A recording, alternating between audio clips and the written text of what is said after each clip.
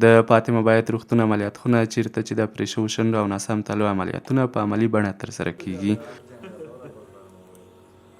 له ترکیې هېواد څخه راستون شوی افغان ډاکټر وایي د ورځې په دوام کې نږدې 60 عملیاتونه ترسره کوي او هڅه کوي چې دغه ولایت ډاکټران په دې برخه کې په معیاري بڼه وروزي.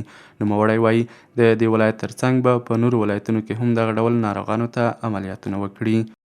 زما کوشش دا ده چې هر ولایت کې یو دوه جراحان تربیه کوم تر څو پورې هغه ابتدایي کارونه د لابچاک او کامچاک خپله مخکې ویسي. ضرورت نه وي چې ماته مریض منتظر سي. نو پروسه روانه ده، تربیه کوي څومره امکان و انشاءالله زده کوي. دغه راز د هلمند د عامې روغتیا ریاست مسؤلین وایي د دغه عملیاتونو د ترسره کولو لپاره ټولې روغتیایي اسانتیاوې، درمل او طبي تجهیزات د دوی په همکارۍ ورته برابر شوي دي.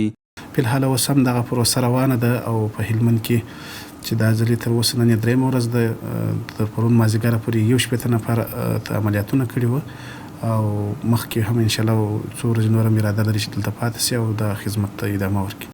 بل خوا بیا د دغه ناروغانو والدین خوښ دي چې په خپل ولایت کې ورته دا ډول اسانتیاوې رامنځته شوې. دوی وایي د ناسم اقتصادي وضعیت له امله یې نشوی کولی چې عملیاتونه ورته وکړي او دا د دوی پر ژوند یو د خوښۍ زیری دی. ډېر خوشحاله یو، ډېر شکرګزار یو موږ چې خپل په هېواد کې خپل په دولت کې مو داسې کارونه کېږي. د ډېرو مشکلاتو څخه موږ خلاص کړي، د پیسو د خوا څخه، د ستړیا څخه، د لرې سفره څخه.